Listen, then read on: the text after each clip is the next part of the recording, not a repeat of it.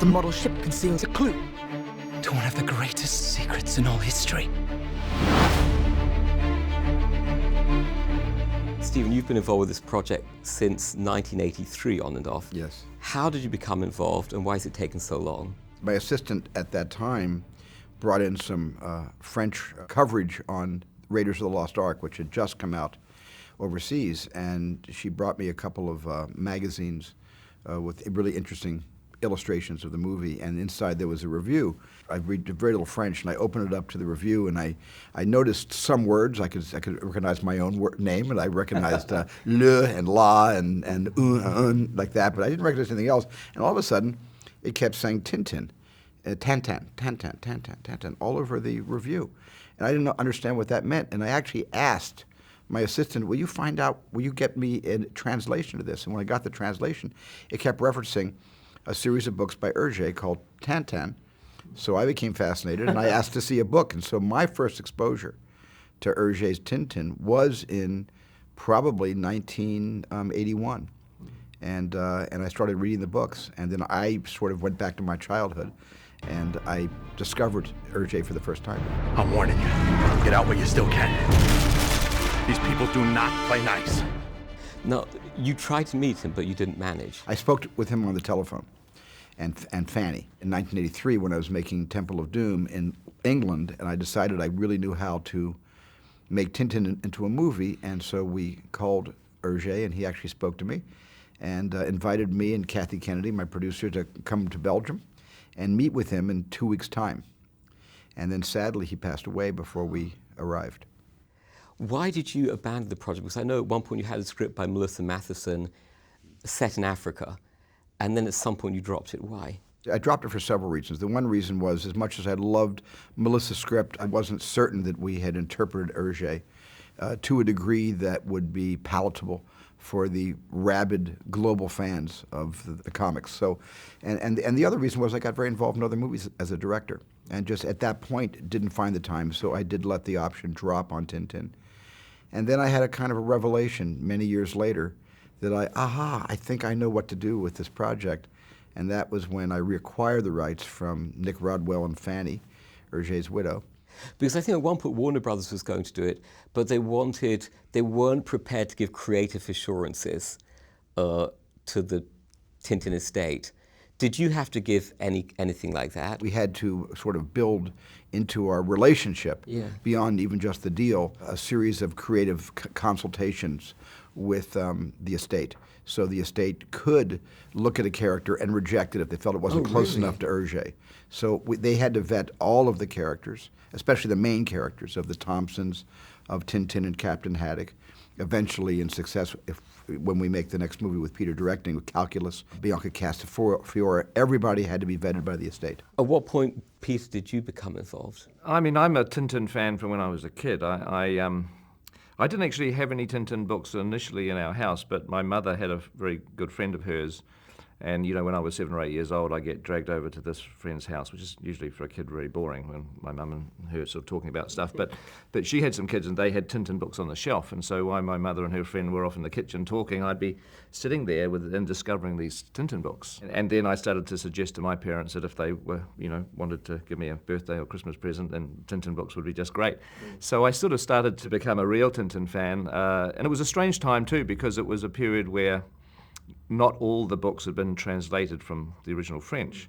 There were still a few that were not available in English. And so I went to high school, and in the library they had some Tintin books I'd never seen before, which were in French. So I'm not speaking French. I'd still go to the every lunchtime and sit down and pore through these Tintin books, looking at pictures, trying as desperate as I could to follow the stories, because I was such a fan, and it was very frustrating. And then I started to read things in magazines about Stephen doing a Tintin film. Oh. So I was just a young filmmaker, doing my early movies, and then, but looking forward to this Tintin film that was going to, and it took years and years and years, and I was waiting and waiting and waiting.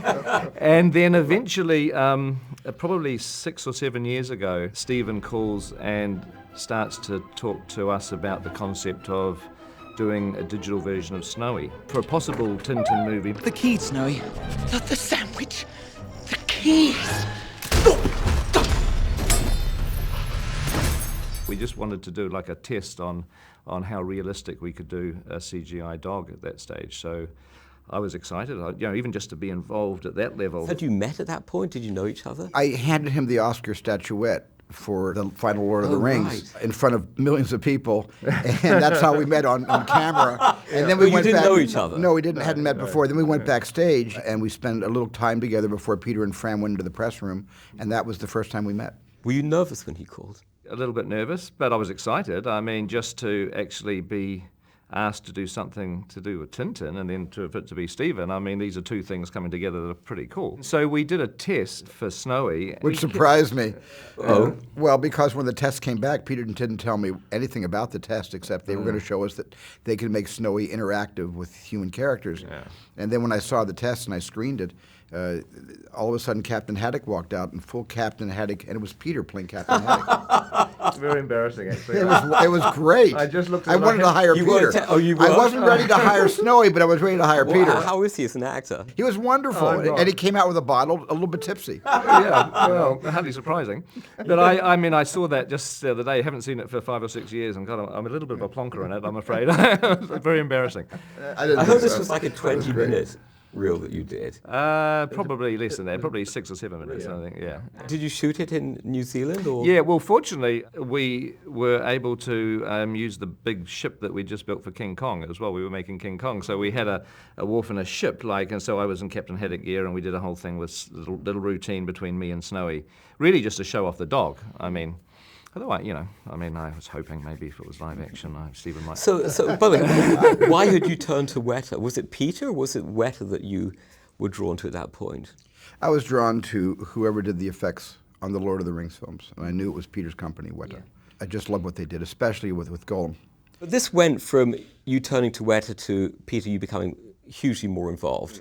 How did that happen? I mean, Stephen and I just started talking about Tintin and the characters, and then we just started to talk about the idea that if it wasn't live action, would it be possible to take Hergé's drawings? Because it is, it's impossible to cast actors who look exactly like the iconic characters that Hergé drew. So we thought, well, could you actually create these characters in a flesh and blood, realistic way using complete CGI animation? And that was the sort of the beginnings. So it started with Snowy, and it led on to the other characters, and it kind of grew. And then at some point, Stephen asked me if I wanted to be involved in the movie. Obviously had to think very seriously about that. It took me, 2 or 3 seconds. Yes. You had thought even that late about doing live action. Yeah, I did, but my big fear was this. My big fear was if we didn't invite Hergé's style and his massive contribution to entire cultures into our process, we would be sort of doing Dick Tracy, where Al Pacino had the prosthetics on his face, barely recognizable as Al Pacino, but more akin to the actual comic art. And Baron von Munchausen did it, the Never-Ending Story sort of did it with sort of, just hyped makeup. And then I would be making a very, very stylized movie, which I did not want to do. I mean, Hergé used National Geographic to inspire him to take Tintin all over the world. He used reality to inspire the locales that these adventures were being set in, and he never intended that his reality was any more or less than the reality of just people on the street. And so I didn't want to make this a super stylized story. And luckily, animation and this process, this particular aspect of animation, was just coming into reality. Did you have a script at that point, or did you both start working on the script? We had a script that was good but not ready to go yet. Was it based on the same 3 books? Secret of the Unicorn, Red Rackham's Treasure. Yes, a Crab with a Golden Claw. Right. Was that initial script based on those 3? No, we kind of started from scratch together. Really? What were those discussions? I mean, how did you decide to go with those books? I think we were drawn to the Secret of the Unicorn just because it's one of the really great stories. It's got a lot of adventure, a lot of really good mystery and a treasure hunt, and it's got flashbacks. So there's a lot of material in that which was terrific.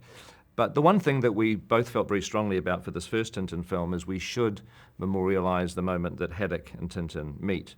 And of course that in the books is the Crab with the Golden Claws. We just made the decision to take elements of both of those books and combine them into a sort of 3-act structure. And you have the rights to the whole book series. All the books. And the characters. As you work together, what surprised you about Stephen? I'm surprised at just how excited he still is about making films. I guess I thought there would be, with his incredible depth of experience and everything he's accomplished, I thought there'd be a sense of, well, I'm doing another film. But Stephen just walks onto the set every day like it's the first time he's ever been on a film set. Did anything surprise you? I recognize in Stephen a lot of the things that drive me, in the sense that you're making movies because you want to see them. I mean, that's what drives you, I think, and I think I can recognize that in you. You go onto a set and it's hard work, but you're doing it because you want to sit in the cinema one day and look at that finished result.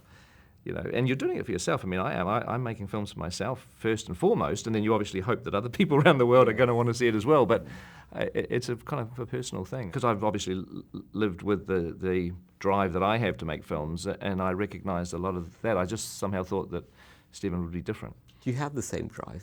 I think the drive has increased with age, actually. Is that because of the sense of time passing? No, it's just a sense of that my love and respect and admiration for movies and filmmakers and movies that are being made today, that I see so many of them every year, it keeps increasing. And the better the movies I see in theaters, the more inspired I become and the more I want to work. Now let me flip the question on. What surprised you about Peter? Well, what surprised me about Peter was, a sense of humor. Because after the Lord of the Ring movies, I thought they were very sincere and they were epic, and they were impassioned with this amazing homemade mythology, which I think swept the whole world away with it. But I didn't really appreciate Peter's humor until I sat down and met with Peter, and then realized that Peter was going to bring a whole layer of humor to this collaboration on Tintin. Because Peter's really funny, and he's really kind of laid back about things. I get rattled, I get a little bit nervous about things, and Peter doesn't. Peter is steady, and so he's a great counterbalance to me. Because I'll go, running off trying to figure something out, and Peter will just say, "Well, patience. We'll sit down. We'll figure this out quietly over a cup of tea," and he always breaks through the roadblock. You never seem rattled, so that's interesting. By the way, is that true? I'm not directing right now. I'm talking to you. Do you get nervous about projects? It's not nervous so much. I just have a burning energy when I get to the set in the day. I like to make movies quickly, because the faster I make a film, the more I can objectify the experiences, see the picture from sort of third row center aisle, as opposed to waiting for hours and hours, and then I have to, imagine what the day is going to bring. If I get 5 shots a day, I lose sight of the entire movie. If I get 25 shots a day, I actually get to experience what the audience is experiencing in a 12-hour work cycle. I don't think you directed a film in 3D. You'd not worked with motion capture before. How intimidating was that? How exciting was it? And I know that you created things that hadn't been done before, a virtual camera, foam sets. Walk me through that 31-day process. In preparation for the 31-day process, our friend Jim Cameron asked me to come over to the Avatar performance capture volume in the Marina Del Rey, where he was capturing all the Na'vi, who were actors that Weta animated their performances and their bodies through, but that was all animation with actors doing the performance capture. And so I came to the set and watched for a while, and Jim let me play with you can't even call it a camera. It looks like a game controller, actually, with a little television screen and an XY control to move the camera around. And when you walk, the camera dollies. When you go forward, the camera moves in. All the computers and all the cameras see you, and so you were very, very interactive in finding your shots. And I was able to go and play around for a while on Jim's set. So I had some preparation there, and then, of course, Peter and Weta devised an entirely new system that Avatar did not use, that I thought was the most remarkable system I had ever seen devised, because it actually allowed me to direct the shots while the actors were performing their characters.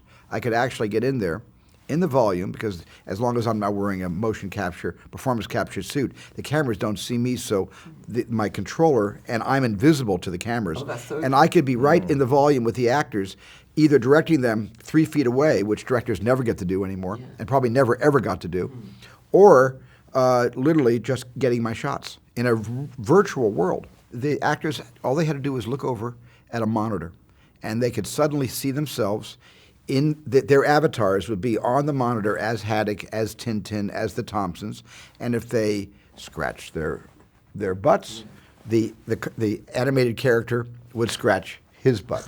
And it was very funny seeing between takes the actors just schmoozing in corners, and you suddenly saw Tintin and Haddock and the Thompsons just kind of normally standing around talking to each other, being very, very unconscious. It's an incredible experience to be shooting these sorts of movies because you are literally on one level, if you just open your eyes and look around, you're on an empty stage, and you have Andy Serkis or Jamie Bell or Daniel Craig in motion capture suits in front of you. But when you look down at the camera, which has this little screen, you're pointing at you're looking at Tintin, or you're looking at Haddock, and you're looking at the environment. What happened, you see, is that Weta, the film had to be designed like you literally had to build the locations, because in a movie you usually build interior sets and you go away on location.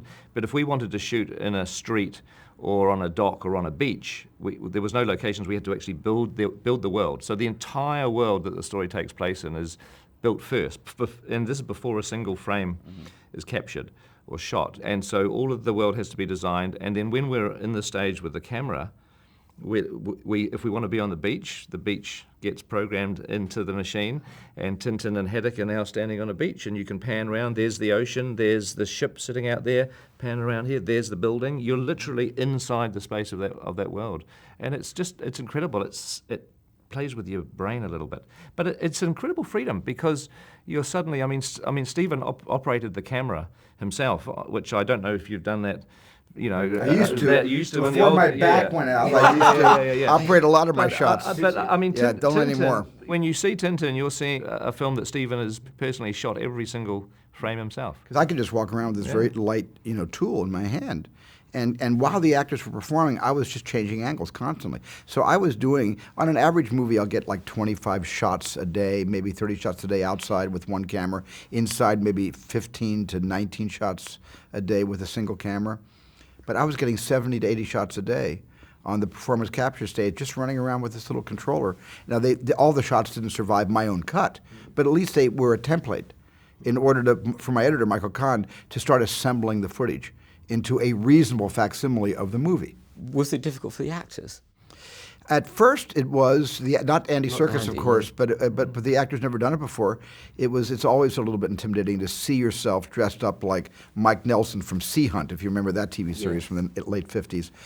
They're wearing motion captured suits. They've got marks on their faces. They wear these helmets now with a camera and a light built into the camera. It looks like a little bit like an NFL football helmet, except it's only half of a face guard. There's a camera on the end of it, and it takes a little while to not crack up when you're doing dialogue, serious dialogue, with a fellow actor that looks like, a scuba diver. Was getting the right Tintin a challenge? Did you do screen tests or? Peter had a brilliant idea. Peter had worked with Jamie Bell on King Kong, and Peter suggested Jamie Bell, and it was just an inspired suggestion. He is Tintin. No, Jamie is fantastic. But Daniel Craig is quite an unusual choice for Saccharine. Is he going to look more like the Saccharine in the Airship books, or is he? Yes. He is. Yeah. Yes, I mean, we had no interest really and no need to cast actors and then try to replicate them in a CG form, which, I mean, other films have done that, but of course we're in a different world. We're trying to portray Hergé's designs. So what the actors actually looked like is largely irrelevant. I mean, even though to some degree you could say Jamie looks a little like Tintin and Andy even looks a little like Captain Haddock, that was sort of irrelevant. They were cast for their screen presence and their acting ability. How much were you present for that 31-day shoot? Every day he was there on the teleconference. We call it the Polycom. He was on a screen. I heard you nicknamed it the Polycong. But we did. What is that? It's just like a big eye chat. It's a big sort of an eye chat system. Yeah. But Peter had to get up at 3:30 in the morning to be on the set for our 8 o'clock call from New Zealand to Los Angeles. So Peter would come onto the set. He didn't comb his hair. He just sat there, and he could see everything. He had several monitors. He could see what the camera was capturing on one screen. On the other screen, he could see me and see the little video village. And another screen, I guess, he could see the actual reference cameras that were grabbing the different close-ups of the actors in their performance capture suits. So did you actually watch the entire shoot like that? Yeah, I was there for the first week, so we worked out bugs and got a pipeline running, and I helped Stephen sort of just in that very first week, and then I had to go back because I was doing other things, script things. But I would get up when it was dark, and I'd be in my jammies still most of the time. Oh yeah. It's like a fantasy to direct a film in your pajamas. It's like But I I would be dressing up for Steven Spielberg, so.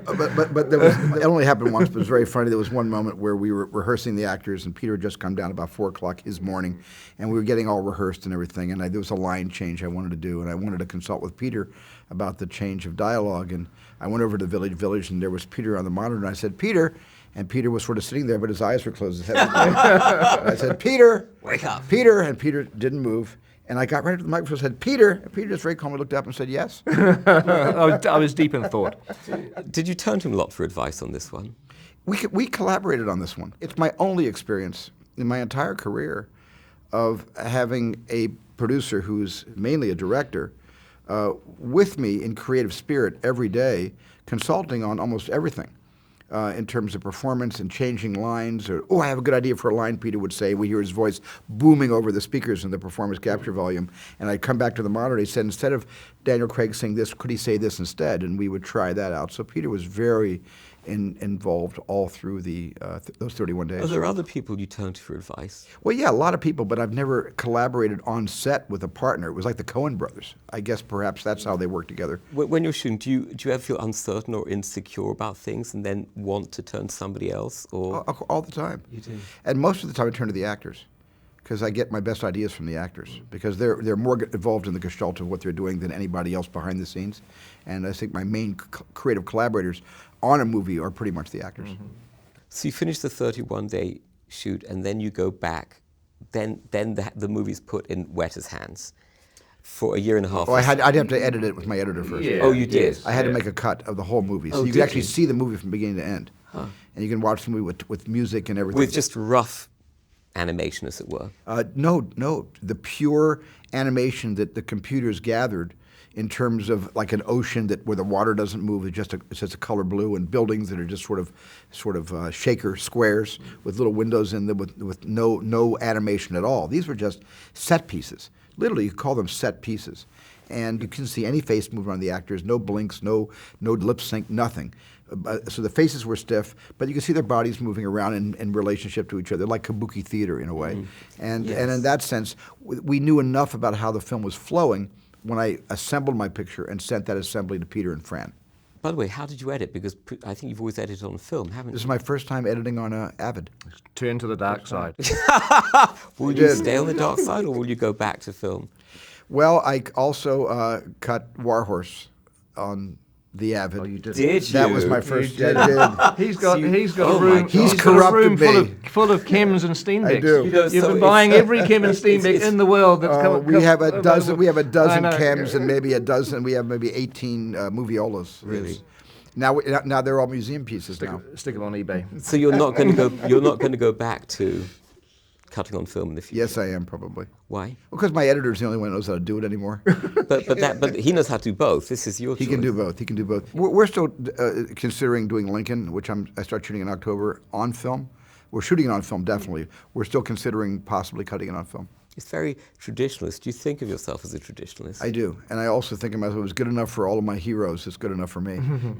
In that 1.5 years after you had the 31-day shoot, what took place? What was the essential thing that you did during that? I went on to other projects because there was nothing for me to do because I'm not an animator. You know, it takes 5 hours to animate each frame. And there's 24 frames, as you know, every second. And our film is 93 minutes long. You have to do the math to figure out how that wouldn't really include me for a long time. We got re-involved in the process when there were some final shots for approval. This is before 3D, by the way. This is just 2D evaluation of lighting, of facial capture, of the level of performance, level of reality of the lip sync. And that's when I would get back involved again and just sit there critiquing the different shots before they were finaled. And I've been doing that ever since. I've been doing that for nearly a year now. There was a process that happened after the shoot and after Stephen had done his first cut where there was like developing action action sequences, because the action sequences, the chases, and there's a big set piece with an aeroplane flying in a storm. I mean, there's a whole bunch of action that we could never capture on the motion capture stage, obviously, because this is big kind of set piece stuff. So we developed those, and when Stephen was busy doing Warhorse, I did a little bit of kind of second unit sort of work on developing up some of that action stuff and putting some camera angles on it. And then after Warhorse, we sort of tag teamed a bit, because after Warhorse I got involved in The Hobbit, so it all went back to Stephen's lap. But I had such a wonderful time working on this story. It sort of liberated me as a director, because I was able to sort of run around by myself. It was a big collaboration, but at the same time, it was one of the most personal experiences I've had. When you actually can hold the camera and create your shots, you don't have a lighting team, you don't have a key grip, you don't have electricians, you don't have scenic designers. It's the closest that I've like ever a painting. been to It's shoot like it. painting. Well, it's like the old days of shooting Super 8. Yeah, like when movies. we were It kids was making our the own movies. closest thing You're right. that That's I've what ever it had was. to that, yeah. But where it all comes down for me, where Tintin is concerned, and why we did what we did with this technology, is the medium is not the message here. The characters in the story are. And that's where I think we both come down.